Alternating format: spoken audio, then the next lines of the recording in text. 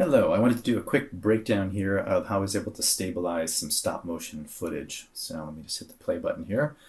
So I've imported the raw footage into After Effects, and you can see that the problem is right here. If you track along this edge here, this is a metal plate that allowed the magnetic points of contact on the rig to stick to the ground really nicely, but it slides. So what happened was, as I was recording the animation, the tripod of the camera was moving. It wasn't able to lock the camera steady, so there's a little bit of drift. It looks like the camera rotated down, and as a result, this edge has shifted up. So that means that I need to stabilize this. So what I looked into was using sort of an automatic method that After Effects can use.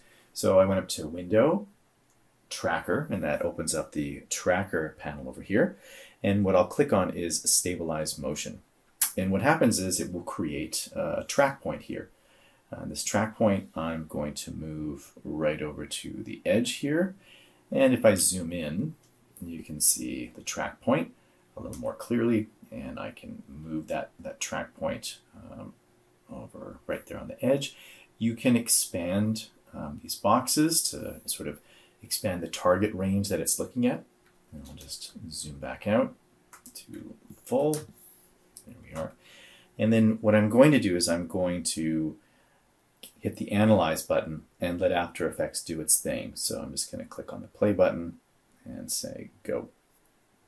Then what's going to happen is it's going to go through the footage and it's going to try and track that point through space. You'll see, if I expand this up, the tracker has keyed. And what we need to do is, if the track looks good, if we can zoom in again and see that the track appears to be working, that it's locking on to that position and not getting confused by anything. Sometimes if you put a point here and then if the foreground objects had obscured it, then of course the track would have been lost and we'd have to manually go and track a few frames. But I picked a spot that I knew was going to be left alone throughout the entire animation, and also really was a nice high contrast edge for it to track. If we're happy with everything, then we'll hit Apply. So then I'm going to hit Apply. Now I've got options here. If I choose X and Y, which could be the default, then it's going to track that point left and right.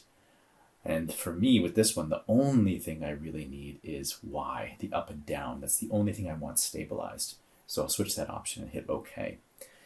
And now we'll hit the play button here. Let it calculate a preview. And again, looks like I'm making my computer cry a little bit. But now that it's rendered a preview, you can see that now the line isn't moving and it's stabilized. Now, however, there is one problem. Because it moved the footage, what will happen is there'll be a little bit of slippage with the edge of frame. So what that means is we need to scale the video because now there's going to be black bars, because if I'm moving this thing up and down, the problem is that it might not cover the edge. So I need to scale the video up a little bit more, basically push in digitally, so that there won't be any gaps on the top or bottom of frame.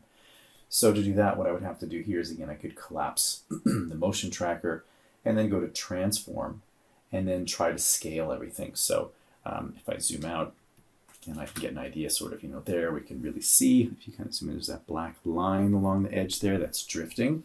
And at the beginning, you can see that that's not there. So if I kind of zoom in to the top line, that's okay.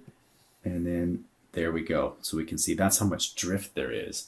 And it's very subtle, but if you zoom in, you can see, okay, that's the drift, and how much of it do I have to deal with? So what I would do here is say, well, let's go with the scale, and let's try and scale this thing up, maybe, let's say 105%.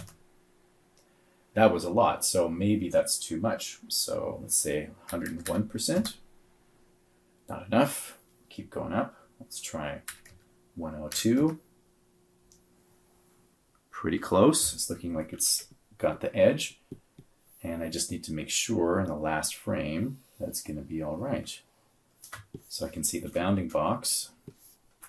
Just waiting for the computer to catch up here. There. So the bounding box, let's hit Fit. And zoom out just a touch. The bounding box is now extending past the work area. So we hit the play button.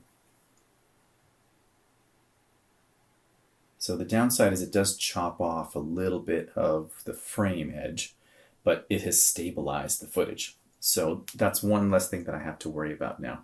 For the next stage, then what I'll have to do is look at ways that I can remove the rig and support elements, and also deal with the little magnetic plate that I forgot that I left and just assumed I'd be able to clean it up later.